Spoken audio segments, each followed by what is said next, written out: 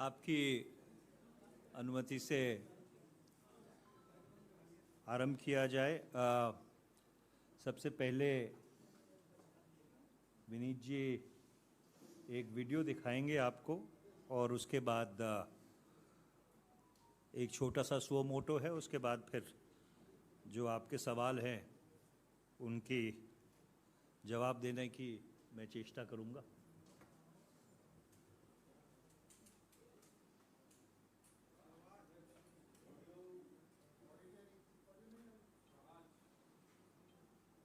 हुआ है न ही हमारी कोई पोस्ट किसी दूसरे के कब्जे में है।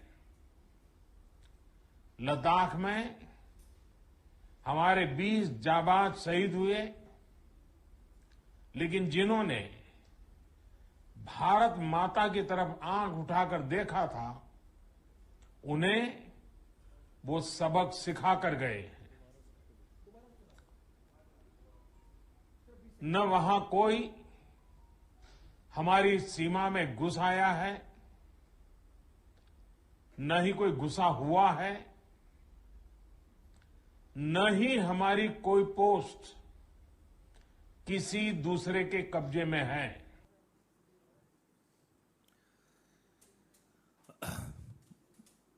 15-16 जून 2020 की रात को भारत की एकता और अखंडता की रक्षा करते हुए हमारे 20 जवान गलवान घाटी में शहीद हो गए। एक बार फिर से हम उनको नमन करते हैं और उनकी जो शहादत थी, जो वो वीरगति को प्राप्त हो गए, उनको सच्ची श्रद्धांजलि अर्पित करते हैं। ये जो बयान आपने प्रधानमंत्री श्री नरेंद्र मोदी जी का अभी देखा, ये आज से ठीक 3 वर्ष पहले 19 जून 2020 को यही समय था। कोविड का कहर पूरे विश्व पे छाया हुआ था और एक सर्वदलीय बैठक में प्रधानमंत्री ने ये वक्तव्य दिया कि ना वहाँ कोई हमारी सीमा में घुस आया है, ना ही कोई पोस्ट दूसरे के कब्जे में है। ये जो बयान था प्रधानमंत्री का, ये सीधे सीधे तौर पर विदेश मंत्री श्री जयशंकर का 17 जून 2020 का जो बयान था उसके विपरीत था। विदेश मंत्री श्री जयशंकर ने और उससे पहले विदेश मंत्रालय के प्रवक्ता ने साफ तौर पे ये बात कही थी कि गलवान में जो वारदात हुई वो इस कारण से हुई थी क्योंकि चीनियों ने घुसपैठ करके भारत की सीमा में एक टेंट लगाने की कोशिश की थी। और ये बयान विदेश मंत्री ने चीन के जो विदेश मंत्री थे या हैं वांग ही, उनसे बात करने के बाद ये बयान दिया था। हम ये सारा घटनाक्रम इसलिए दोहरा रहे हैं क्योंकि अगर कोई घुसपैठ हुई ही नहीं थी, अगर चीन की सेना भारत की सरजमी में घुसी ही नहीं थी, तो फिर ये बात बहुत आश्चर्यजनक है कि 5 सितंबर 2020 को रक्षा मंत्री श्री राजनाथ सिंह ने मॉस्को में शंघाई कोऑपरेशन ऑर्गेनाइजेशन के साइडलाइंस के ऊपर 2.5 घंटे की मुलाकात जो चीन के रक्षा मंत्री थे उस समय उनके साथ ये 2.5 घंटे की मुलाकात मॉस्को में क्यों की? उसके ठीक 6 दिन बाद 11 सितंबर 2020 को मॉस्को में रशिया, इंडिया, चाइना ट्राइलैटरल के साइडलाइंस के ऊपर विदेश मंत्री श्री जयशंकर ने फिर 1.5 घंटे की मुलाकात चीन के जो विदेश मंत्री थे उनके साथ जो लाइन ऑफ एक्चुअल कंट्रोल पे परिस्थिति थी उसके बारे में बातचीत करने के लिए वो मुलाकात की। इस 3 वर्ष में 18 बार भारत और चीन के जो सेना के कमांडर्स हैं, लेफ्टिनेंट जनरल स्तर के ऊपर 18 बारी बॉर्डर टॉक्स हुई हैं। अभी 1 जून 2023 को जो 27वीं बैठक थी, working mechanism for consultation and coordination on India China border affairs, इसको बंद करना पड़ेगा यार, हाँ, ये 1 जून 2023 को उसकी 27वीं बैठक हुई। तो अगर कोई घुसपैठ हुई ही नहीं थी, अगर ऐसी कोई घटना हुई ही नहीं थी, तो ये जो पिछले 3 वर्ष से निरंतर और लगातार अलग अलग स्तर के ऊपर, मिलिट्री के स्तर के ऊपर, विदेश मंत्रालय के स्तर के ऊपर, मंत्रियों के स्तर के ऊपर ये जो वार्तालाप चीन के साथ चल रहा है, तो इसकी सच्चाई क्या है? और ऐसा नहीं कि ये चीन की घुसपैठ को लेकर चिंता सिर्फ विपक्ष ने जताई थी। सितंबर 2019 में मुझे याद है कि भाजपा के जो अरुणाचल प्रदेश से सांसद हैं श्री तापिर गाव, एक समय हमारे NSUI और युवा कांग्रेस के साथी हुआ करते थे, उन्होंने 4 सितंबर 2019 को ये बात कही कि चीन ने एक पुल चगलाम गांव में अंजाव जिले में भारत की सीमा के 60-70 किलोमीटर अंदर बनाया है। और अगर मुझे ठीक तरह से याद आ रहा है, उन्होंने संसद में भी इस बात को दोहराया था कि वहां से जो मैकमोहन लाइन है वो 100 किलोमीटर की दूरी के ऊपर है।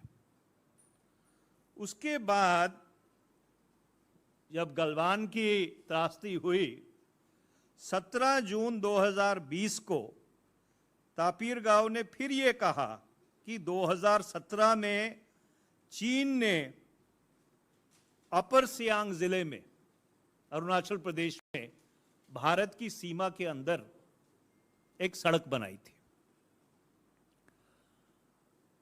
इस बात को 2020 में इसी मंच से, उस समय प्रेस कॉन्फ्रेंसेस वर्चुअल हुआ करती थी, जब कांग्रेस पार्टी ने उठाया तो एक ऑनलाइन मैगजीन को इंटरव्यू में तापिर गाव ने ये बात कही कि जो मैंने चीन की घुसपैठ को लेकर चीजें सार्वजनिक की थी मैं 100% उसके ऊपर खड़ा हूं।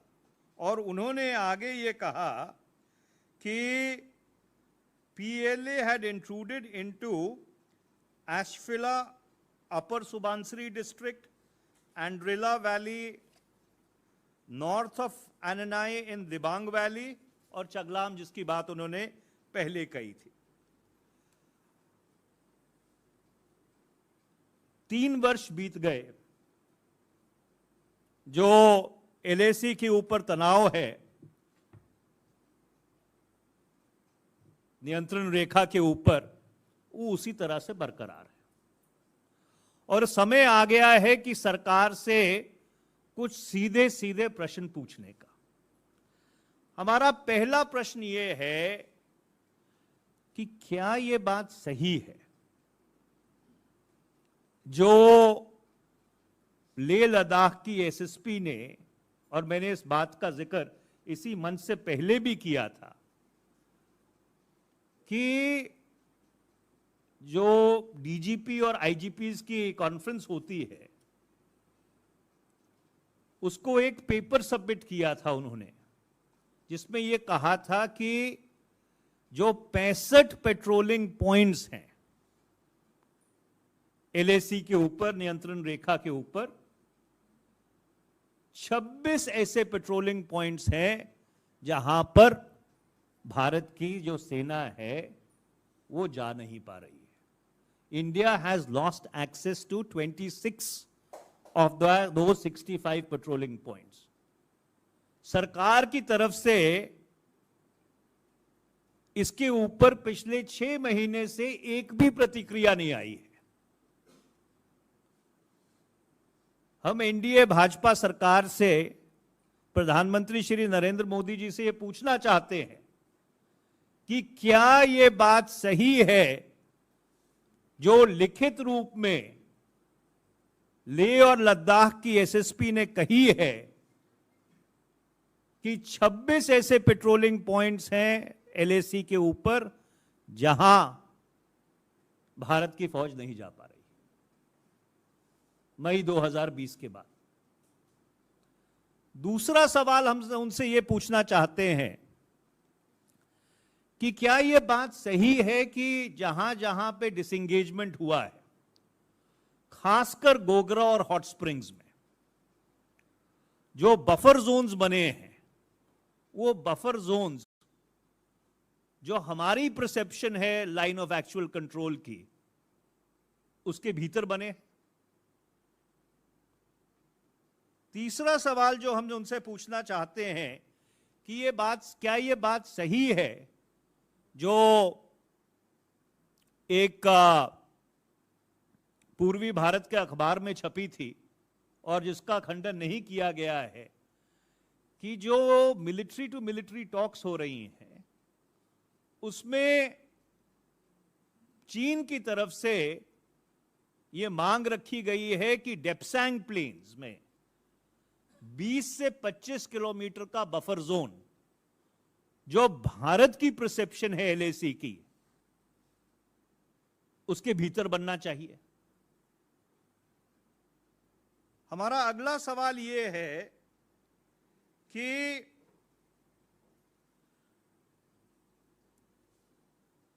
भूटान में एक जगह है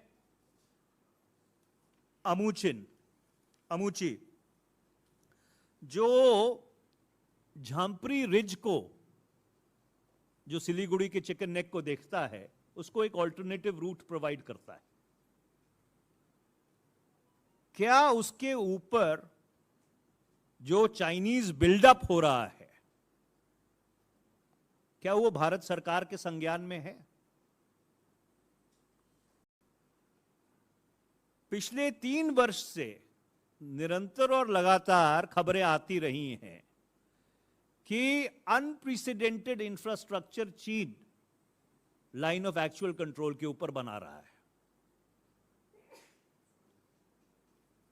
भारत उसको रोकने के लिए क्या कदम उठा रहा है? सरकार को इसके ऊपर साफ तौर पर स्पष्टीकरण देना चाहिए। हम सरकार से आगे ये पूछना चाहते हैं कि मई 2020 से लेकर आज जून 2023 हो गया, क्यों भारत की संसद में या रक्षा मंत्रालय की जो संसदीय स्थायी समिति है या रक्षा मंत्रालय की जो कंसल्टेटिव कमेटी है, उसमें एक भी बार चीन पे चर्चा क्यों नहीं हुई? ऐसा क्या कारण है कि जितने सवाल चीन को लेकर या एलएसी को लेकर या एलएसी के ऊपर जो परिस्थिति है उसको लेकर पूछे जाते हैं, उनको पार्लियामेंट का सेक्रेटेरिएट एडमिट क्यों नहीं करता है? 66 सवाल तो मेरे हैं, which have not been entertained on some speculative grounds of national security. और बाकी भी बहुत सांसद हैं जिनके सवालों का यही हश्र हुआ है। अभी अभी कुछ दिन पहले जो अमेरिका के राजदूत थे भारत में, केनेथ जस्टर, उन्होंने एक चलचित्र पे इंटरव्यू में यह बात कही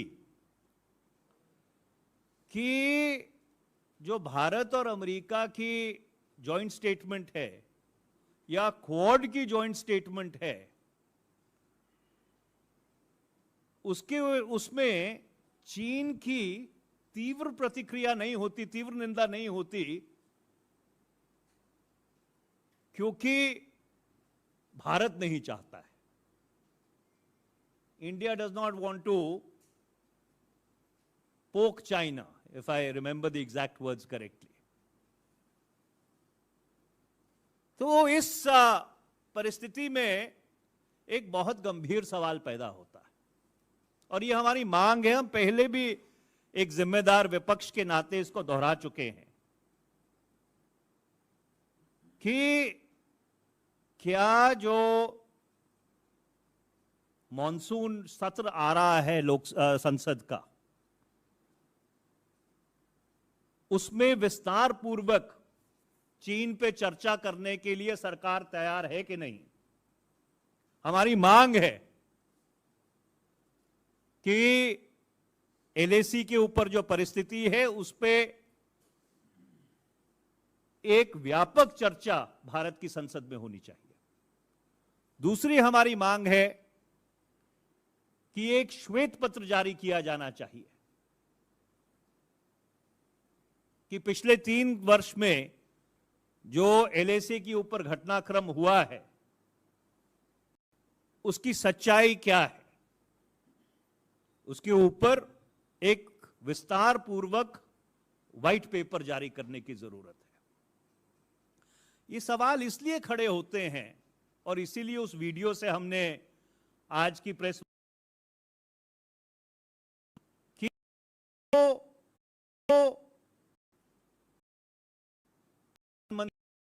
को इस क्लीन चिट दी है, उसके कारण ऐसा तो नहीं हुआ है कि 2000 स्क्वायर किलोमीटर से जो भारत की सरजमी है वो कब्जे में है और हम उसको वापस नहीं ले पा रहे। Has the China undermined and supported India's national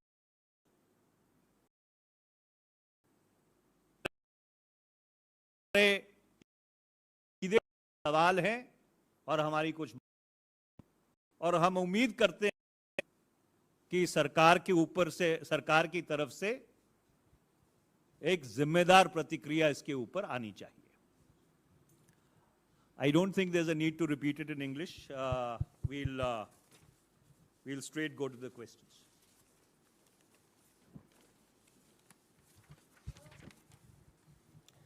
If there are any questions on China, we'll take it first and then we'll go to the rest of the questions. Firstly, Manipur issues also related to Northeast, but before coming to that, in the upcoming session? How do you propose to take it up? Because repeatedly the opposition's demand for discussion or any statement has failed. So is there going to be a change of strategy, or how do you intend to take it? September of 20, opposition actively demanding a China. Advisory committee in both the houses and the Sabha, floor leaders, but we have stonewalled chances since and the given amount of attitude to the government. The time that we very, very forceful demand that there should be a threadbare discussion on the situation on the line of actual control in the upcoming monsoon session of Parliament. And insofar as how do we intend to press that demand is concerned, well, you'll have to wait till the Parliament session starts.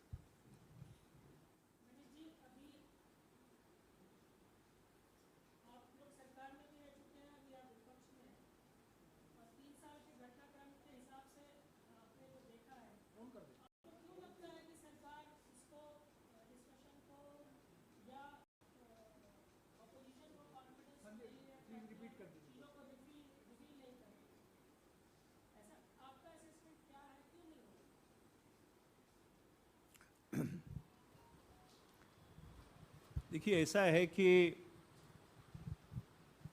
पिछले 36 महीने में समय समय पर ऐसी खबरें छपती रही हैं जो सामरिक मामलों के विशेषज्ञ हैं, जो उनका मूल्यांकन करते हैं, वो लिखते रहे हैं कि परिस्थितियां वो नहीं हैं जो सरकार दर्शाना चाहती है।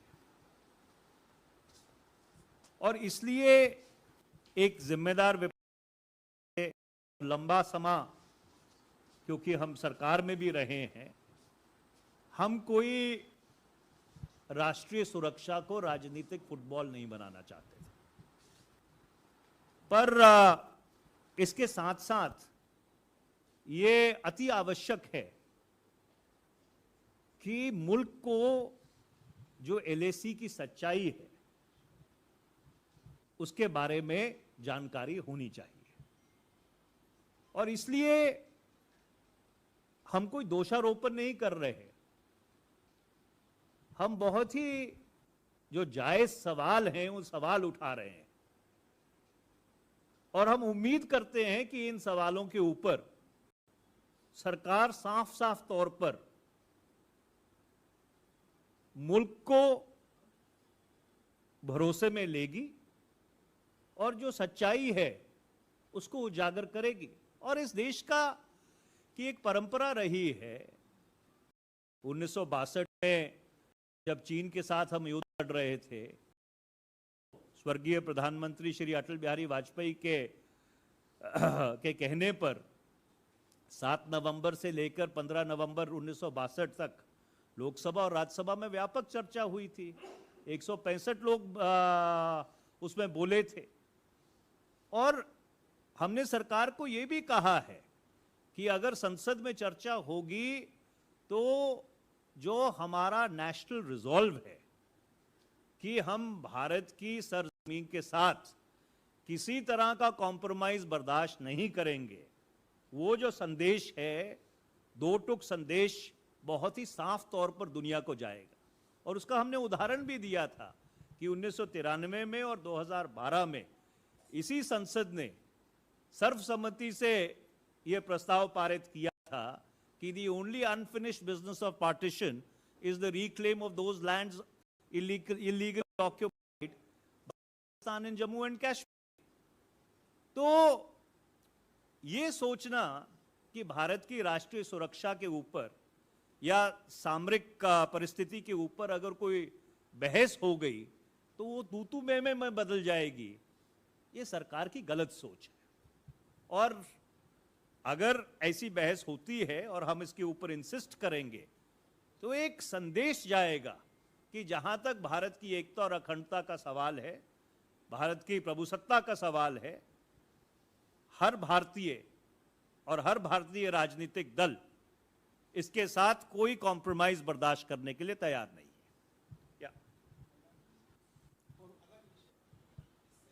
या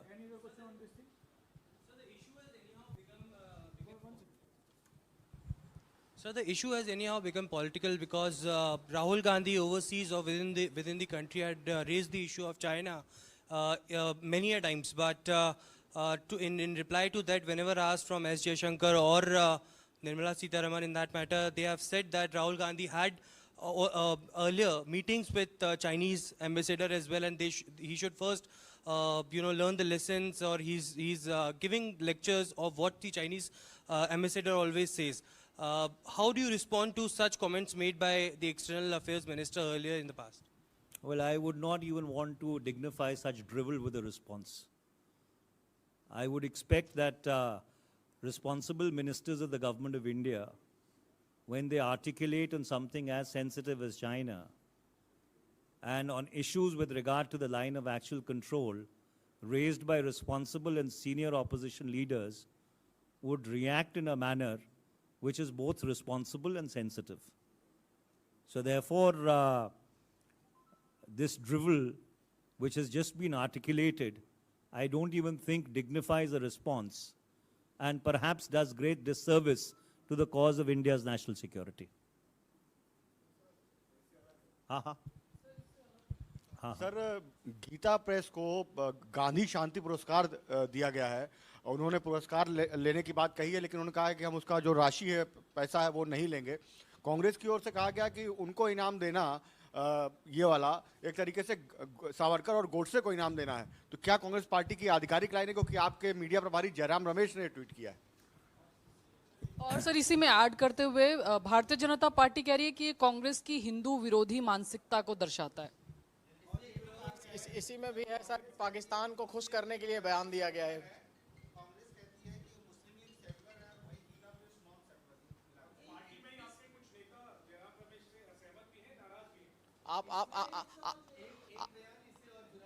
नहीं, आप सहमत हैं कि नहीं, पहले तो पूछ लीजिए।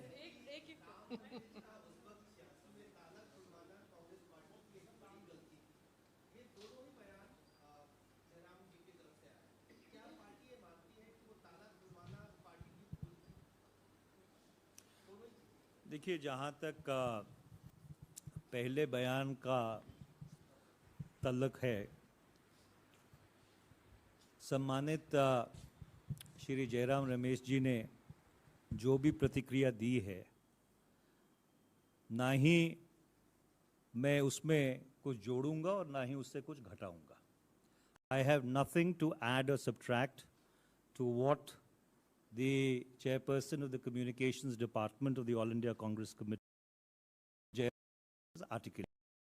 In the second,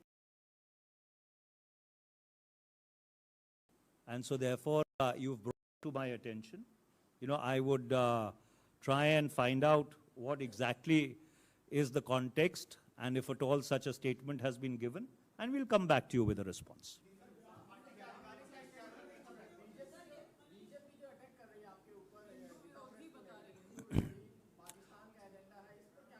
I have nothing further to add or subtract to what the chairperson of the communications department, Mr. Jairam Ramesh, has articulated. Yes.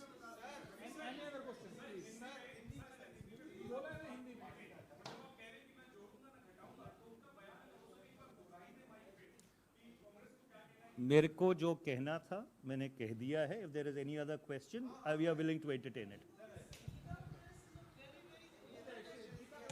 Gita Press is a very old and established publishing house. To call it communal, Bhagavad Gita they have printed and crores of people are reading it. So is it necessary for Mr. Jairam to take up the issue of anything and everything that BJP does as being anti-Hindu and of being pro-Hindu and taking up the communal line? Do you think that Mr. Jairam Ramesh has sort of got to look at his own facts in the face? Well, I have nothing further to add or subtract to what Mr. Jairam Ramesh has articulated. एक सवाल मैं भी पूछ लूं मनीष जी नहीं वो नहीं मेरा सवाल मनीष जी एक सवाल पहला सवाल तो ये है कि आम आदमी पार्टी के जो कन्वीनर हैं अरविंद केजरीवाल कल गए थे राजस्थान उन्होंने वहां कहा कि अशोक गहलोत नीच हरकत करते हैं और बेचारा सचिन पायलट कहता है कि भ्रष्टाचार की जांच करो तो वो कहते हैं वसुंधरा राजे मेरी बहन है मैं कैसे जांच करूंगा तो इस तरह के तल्ख जो बयान वो दे रहे हैं आपकी पार्टी को और जस्ट बिफोर 23rd मीटिंग तो इसका मायने क्या है मतलब क्या और दूसरी बात है आपने अपनी प्रेस कॉन्फ्रेंस में कहा सरकार पूरी जिम्मेदारी से उम्मीद करते हैं कि जवाब देगी कि चीन को लेकर क्या स्थिति है तो हम लोग भी उम्मीद करते हैं गीता प्रेस वाले पर पूरी जिम्मेदारी से आप जो है उस कांग्रेस पार्टी का पक्ष रखेंगे अगर कुछ डिलीट ऐड नहीं करना है तो उनका बयान इसका मतलब एज इट इज है और उनका बयान ही पार्टी का बयान देखिए जहाँ तक आपके प्रश्न का संदर्भ है मैं उसके बारे में बहुत ही विस्तृत प्रतिक्रिया दे चुका हूँ और जहाँ तक आम आदमी पार्टी का सवाल है देखिए आम आदमी पार्टी हिमाचल प्रदेश भी गई थी आम आदमी पार्टी कर्नाटका भी गई थी तो जो उनका वहाँ पे हश्र हुआ है वो आपके सामने है देखिए बुनियादी बात ये है कि आपने एक अहम प्रश्न उठाया है कि जो क्षेत्रीय पार्टियां हैं या जो ऐसी पार्टियां हैं जिनका एक दो प्रदेशों में वर्चस्व है अगर वो सब लोग ये चाहते हैं कि 2024 में जो विपक्ष है वो इस देश के सामने एक विकल्प प्रस्तुत करे तो उस विकल्प का क्या स्वरूप होना चाहिए उसके ऊपर रचनात्मक तौर पर उनको इंट्रोस्पेक्शन करने की आत्मचिंतन करने की जरूरत है मैं उसी पे छोड़ देता हूँ और सवाल है Manish ji Has the Congress party, is it yet to take a stand on whether or not it will support the ordinance against the Delhi government that Mr. Kejriwal has been seeking support against? It's supposed to come up in the opposition meet on the 23rd. Well, we'll cross the bridge when we come to it. Parliament is still a way off. And as I said, this briefing today was focused on raising perhaps the most important question that this country today confronts, which is with regard to the territorial sovereignty and integrity of this country.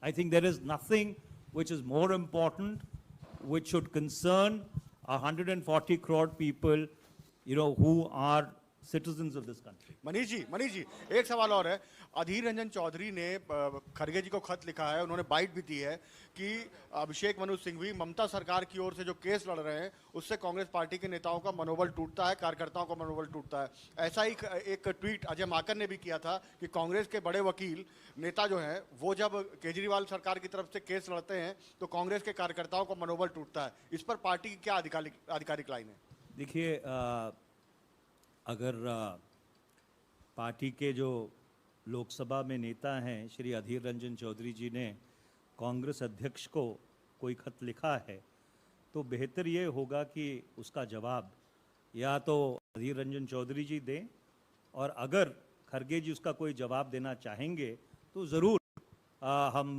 जो भी प्रतिक्रिया होगी आपके समक्ष रखेंगे Manish ji well this is when the last time I briefed I recall there was a certain discipline and decorum to AICC briefings. I mean they can't turn into a fish market. So yeah. Manish ji, you just gave a statement about Mr. Jairam Ramesh's remarks on the Gita Press issue. So do you agree or disagree with his remarks and whether do we consider those as the remarks of the Congress party? I think both my English and Hindi possibly is neither articulate nor coherent. So I will try and repeat it once again. I have nothing to add or subtract to what Mr. Jairam Ramesh has said. Sir, Mani, Right, that's sir, the end of it. Sir, we are left with.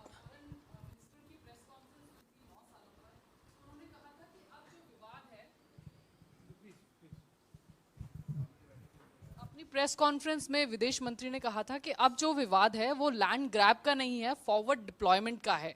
बार बार जब चीन को लेकर इस परिप्रेक्ष्य में उनसे सवाल पूछे गए थे तो उन्होंने कहा था कि ये फॉरवर्ड डिप्लॉयमेंट का इशू है, इसको लैंड ग्रैब के इशू के तौर पर आप बार बार ना कहें। It's interesting that you bring up that press conference because one of your colleagues had in fact tweeted after that press conference that the maximum number of questions which are directed to the foreign minister were on China. So obviously, you know, China is not something which only concerns us in the opposition. It concerns all of you in the media also equally, and that's very, very, very heartening to note. The question is very clear. The question is whether those areas where disengagement has taken place, the buffer zones which have been conceded, are they in our perception of the line of actual control? The question is that what the SSP of Leh and Ladakh articulated in writing, have we lost access to 26 out of the 65 patrolling points? The question is that in the military-to-military talks which are taking place, is the PLA or the Chinese demanding a 15 to 20 kilometer buffer zone in our perception of the line of actual control in Depsang? I think those are the questions. So therefore, to try and obfuscate that and say that this is not about land grab, but this is about forward deployment, I think they are very germane questions with regard to the territorial integrity and sovereignty of India, which unfortunately this government has been trying to obfuscate for the past 36 months.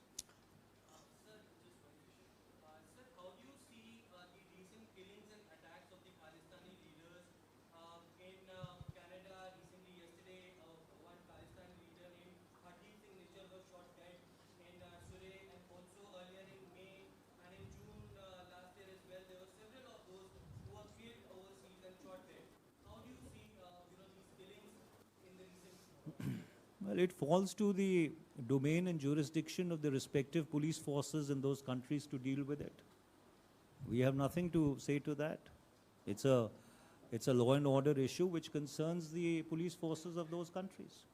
Manish ji, मेरा सवाल विपक्षी दलों की बैठक को लेकर है। बिहार के पटना में बैठक होने वाली है और बिहार कांग्रेस अध्यक्ष का एक ट्वीट आया है। उन्होंने राहुल गांधी को जन्मदिन की बधाई देने के साथ साथ उनको भावी प्रधानमंत्री उसमें कहा है। तो क्या माना जाए कि विपक्षी दलों की बैठक से पहले ममता बनर्जी का अलग बयान आ रहा है कि सीपीएम के साथ अगर कांग्रेस जाती है तो समझौता संभव नहीं है। इधर अरविंद केजरीवाल का अलग बयान राजस्थान में आता है, कांग्रेस पार्टी अलग बयान दे रही है, तो इसमें विपक्षी एकता कैसे बन पाएगी? ऐसे 23 जून को बैठक होगी, लोग इकट्ठे बैठेंगे, बातचीत करेंगे, विकल्प निकलेगा और विकल्प इस देश के सामने आ जाएगा। धन्यवाद बहुत। मनीष जी,